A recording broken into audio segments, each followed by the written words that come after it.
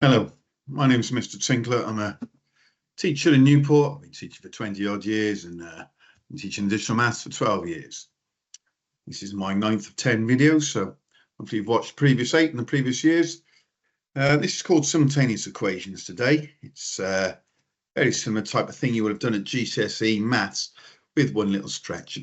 It brings in linear equations and also quadratic equation. Linear is something of the format y equals 3x plus 2, where it's just got the power of 1, and quadratic's got a power of squares. So it'll either involve factorising or the quadratic formula. Now, the quadratic formula is not given to you in additional maths front cover. You're expected to know it when you do A level. You're expected to know it for there as well. So hopefully this will help you. But a lot of skills are basic fundamentals for GCSE higher tier maths and at A level. So I've left the quadratic formula there for you if you want to copy that down, but hopefully a lot of you already know it. Okay, now I use the term isolate X or Y or merge them to set up. Different people use different things. People might well tell you that you're going to get Y equals or X equals, but I use the term isolate a letter. You'll still substitute into the linear equation to find the second value, but you'll see that when I show you some questions now. There's not really any notes to get us started.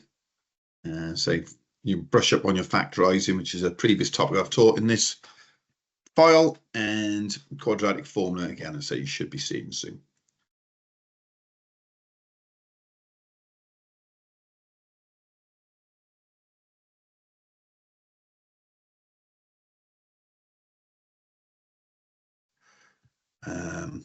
The type of thing that you should have seen. So first question says solve the simultaneous equation 2x plus y equals 13. X squared plus xy minus 30 equals 0. In previous years, in year 10, 11, you would have just seen 2x plus y equals 13 and something like 3x plus 4y. But for additional maths, I say it makes it a bit trickier. So the first thing I'm going to try and do is isolate a letter. Okay, and as you can see, the first thing I've done is isolate y, get y on its own. That's what I mean by isolate a letter. Now, this is a particularly tricky question. Out of all the ones of the newer papers, I think this is from the 2012 paper, but the newer questions are a lot easier than this one. But I've isolated y on its own. Why didn't I isolate x? Because that would end up giving me a fraction. So then I replace it. Wherever I see a y, for instance, by here, I see a y, I'm going to replace that with 13 minus 2x.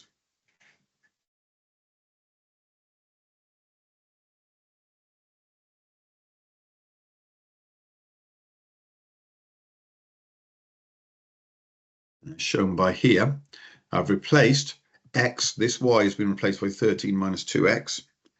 And all I do next is multiply out the brackets. Some of you might have heard it called expanded brackets. Some schools still use Santa's hat. Lots of things all mean the same thing. Multiply out the brackets, and then I've got to make it look like a quadratic equation.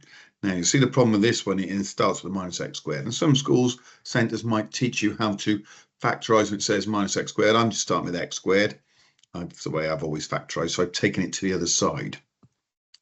And I get this. It's quite a tricky one to factorise because 15 and 2 will make 30, and so will 3 and 10. However,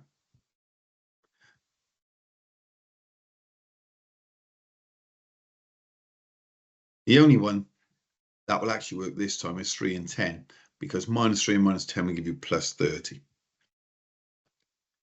What did I do with those then? I substitute back into the top line, into this one here I've called number 3, and I've just replaced that one. I could have used the top line there, I could have used the second line, I could have even used this original line over here, but that would be a lot of work. So x equals 10, 2 10s, 20 plus y gives me 13, y is minus 7. The other one I did 2 3s is 6, 6 plus y gives me 13, it's positive 7. Now, how did I know to factorise rather than use a quadratic formula? Well, we'll see that in a second question. So this second question, I've underlined, I've said here, give your answer to 2 decimal places. Now, whenever you've seen this in ordinary high tier maths, 2 decimal places means you're going to use a quadratic formula, and it's the same in additional maths. Now, this question I said is a little bit nicer. They've already isolated the y. They've got y on its own. It's actually worth a couple more marks, probably because we're using the quadratic formula. Mark schemes are always available from the WJC website. So what have I done first of all? I've merged. In my notes, first of all, I said I would isolate or merge. I've merged them. I put them into each other. So I've isolated. They both say y equals, so I've just put them equal to each other. I've then dragged everything to the left-hand side. I mean, I put all the terms on the left-hand side. And with the quadratic formula, when you factorize, you have to have equals 0. So I might look to factorizing if you hadn't said 2 decimal places. Because it said 2 decimal places, I'm going to use a quadratic formula. A is 1, B is 1, C is -4. Again, many centers will show you the way to do this. I then substitute into the formula. It gave me the answers of 1.56 and 2.56. It does say the 2 decimal places, so they weren't my exact answers. And then what did I do? I substituted these back into equation 2. Well, the first one's equation 1. I could have substituted back in there, but I actually substituted them into equation 2, which is y equals x plus 1. So I did 1.56 plus 1 is that, or I did minus 2.56 plus 1 is minus 1.56. Now, those are basically the 2 templates of all the questions I've got below. So if you want to stop this video and refresh there, personally, I would go on. But the next clue, before you try and watch the whole video, you might want to look at the question. So here's my next one. Again, they've got some work going on here. We haven't isolated a letter yet, but we will do. Now, it's up to you whether you isolate x or y. Most of the questions are going to start with y equals on the quadratic curve. So I would normally isolate y equals here. So I'm going to hopefully isolate y equals 4 minus x. That's what I've done. And then I've merged the 2 equations again. So your teachers will use different terminology, I'm sure, to merge. It's one of the words I've always used. Merge the 2 equations. Now, it doesn't say anything about 2 decimal places, and you'll see it's worth 4 marks. It's a little bit of a clue. We're not looking for high level of factorizing here. So we've got everything on the one side, put equal to the other thing on the other side, merge 1 and 2. Factorize them down. This is B grade maths now. I factorize, I've solved them by doing x minus 4 equals 0 or x minus 2 equals 0. And it's the answers of 4 and 2. And I substitute them back in to the line that says x plus y equals 4, or even easier, substitute them back into y equals 4 minus x. Giving those 2 simple answers. So look out for whether it says 2dp or not. If you find you can't factorize it and doesn't say 2 decimal places, that normally means you've rearranged the equation. And hopefully when you rearrange the equation, you get x squared, then the x's, and then just an ordinary number, the ordinary constant on the end, and you must have it equal to 0. A couple more questions. Again, this one I'm reading through, find it. Well, they've isolated both y equals here and y equals here, so I'm going to merge equations straight away. It is 6 marks because it says 2 decimal places. So look at example 2 to help you. If it was me, I would personally stop the tape now and read through and practice before looking at the answers. So once you've got the first line out of the way, really, this is GCSE maths. There are GCSE higher tier maths questions that start off something like x squared plus 6x minus 5 equals 2x plus 1. They won't be exactly the same as that, but it's on the right lines. So it is good practice for your GCSE maths as well. So I'll put the 2 equations equal to each other. I've got to get them in the context of equals 0, as the quadratic formula says. X squared plus 4x minus 6. I might have tried to factorize it by only 3 and 2 and 6 and 1. I know that those pairs will make 4x. What I've done instead is use a quadratic formula. A is 1, B is 4, C is minus 6. They've all been quite nice so far. If you're familiar with the quadratic formula, when B is a negative, it's a bit awkward. Substitute them in properly. And again, it's giving me the same type of answers. I've 2 decimal places. I factorize it, no. So I've had to use a quadratic formula. Then I substitute those x values into there to find the y values. Next one, my first call is to look at the number of marks. 4. Find using an algebraic method. Slight difference. They've not isolated a letter here. Fairly straightforward. I'd rather you get y equals on its own. So hopefully I've done y equals 10. I've subtracted x from both sides.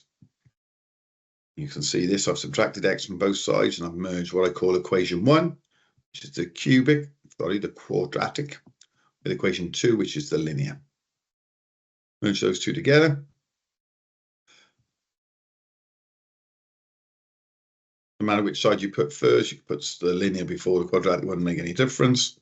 But I always like my quadratics in the end looking like x squared, not minus x squared. Factorise those, 4 and 1 or 2 and 2, however you've been shown to factorise in your centres.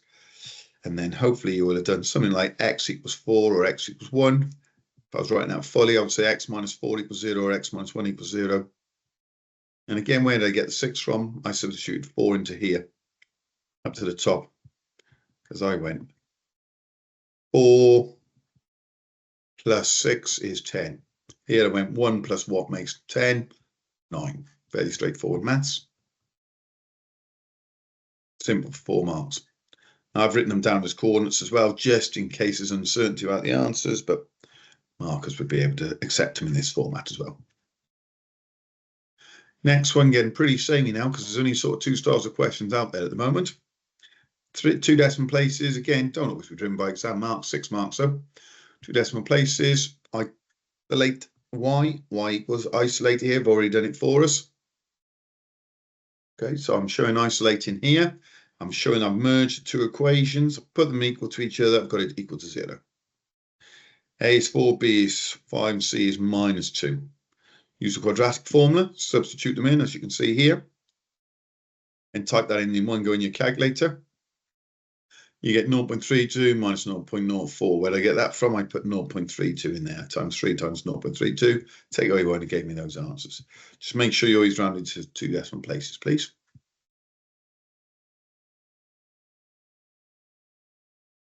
Next one, another one to 2 decimal places, but this time they have isolated the letter for us in the first place. See what we've done here. So straight away, I've already merged the 2 equations because they've given us y equals, and implicitly written with y equals. And I'm taking away 2x minus 3 from both sides, because I've got to get it equal to 0. Why didn't I take away minus 5x squared and minus 6x and plus 7? Because it would have made this side negative, and I don't want negative quadratics. So I know I'm going to use a quadratic formula because it says 2 decimal places, like you do when you do higher tier maths. Pi 4 and minus 10. Remember, that's minus 10, not 10. Substitute into the formula. Minus 4 plus or minus 4 squared. Now, I should really put the 4 in brackets with the squared outside, but I know if that's the same as 4 squared. And to be honest, generally, I type it into my calculator as 16 rather than 4 squared. And you can substitute into either of these equations, but obviously the bottom one's a lot easier.